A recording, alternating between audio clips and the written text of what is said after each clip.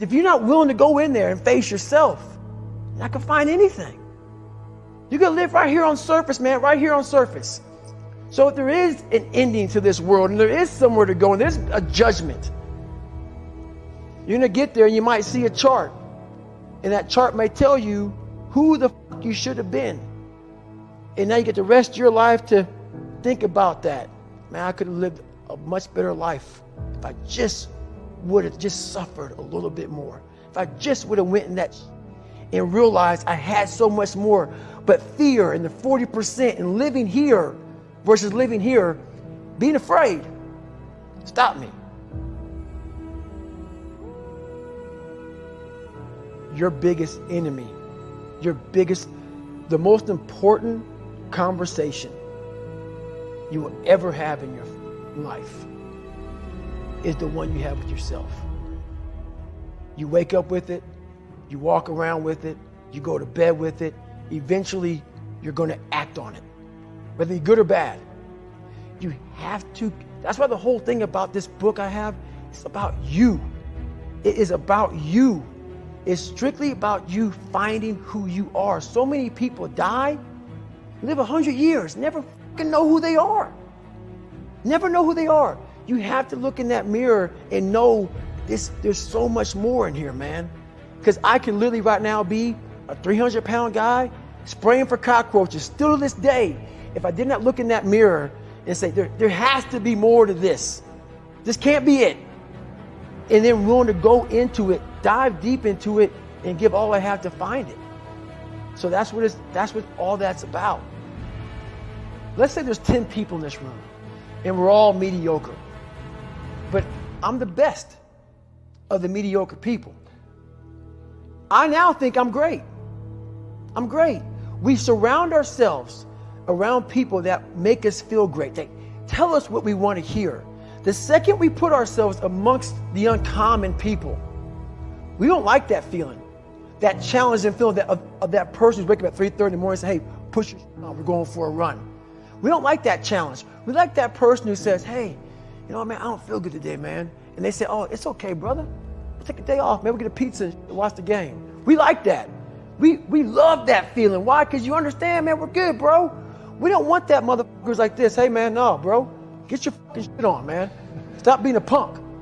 We don't want that in our lives. We don't want that person who's constantly challenging our weaknesses. We want that person who's constantly, making us feel nice and good and secure in ours. That's the mediocrity of life. We want to be the best amongst the average people. People wonder, how do you stay hungry all the time?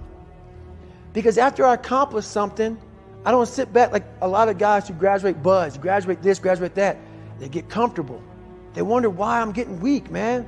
I don't know, I lost my edge. What's going on? Because once you hit the top of the fucking mountain, guess what happened? I'm good. So you wonder why you're falling down now. Because once you reach the top of the mountain, you got to build another one. That's mediocrity. There's a lot of people in mediocrity who have a nice resume, but they're one-timers, man. They hit a one-time deal. They busted it open, got a lot of money, but they're good. You're mediocre now, man. What are you fucking doing today, tomorrow, the next fucking day? That's why I don't listen to theorists. I don't listen to all that bullshit. I listen to a motherfucker who's like this, man. What's wrong, man? I'm fucking tired, dude. Why are you tired? Because tomorrow, I gotta do the fucking shit again, man. Whatever it is that made me fucking nauseous and sick to my stomach, it made me hurt. There's no ending. And that's the person I listen to. That's the person who's gained knowledge. You gain knowledge through suffering. And on the other end of suffering is a world that very few have ever seen. It's a beautiful world because that's where you find yourself. You don't find yourself in over here. You find yourself on the other end. Like the 100-mile race I was on, I ran it for 24 hours. I found myself on the other end of that race. That 19 hours, I found, wow, there's a whole nother world out here that I've never even saw. But the world's in your mind. And that's what all that mediocrity is about. The mind has the tactical advantage over you at all times.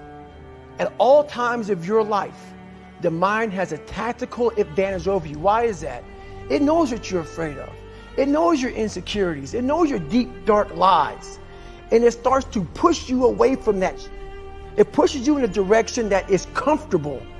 The mind controls everything.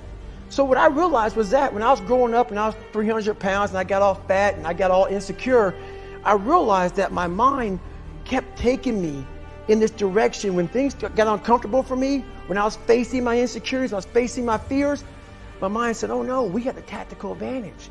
We need to get you, separate you from this feeling over here. Life's all about feelings. We want the happy feeling. We don't want that feeling of this sucks. If in that moment, you can answer those up questions and you are now in charge of your brain versus your brain ruling you, that's where all that stuff comes from. So the 40% rule is all of that. You get to 40%, your brain says, we're done. Let's roll, man. This is starting to get painful. This is uncomfortable. So you sit down. You have to figure out ways, and everybody's different. That's how the book kind of talks about, like we all have these things about, 5 steps to this and 4 steps to this. It's a lot more than that. That's all bullshit. It's a practice that you have to, it's a habit. So if you know that at 40%, I'm feeling pain. At 40%, I'm feeling pain. That's where the 40% rule kicks in. Now it starts. Okay, I'm feeling pain.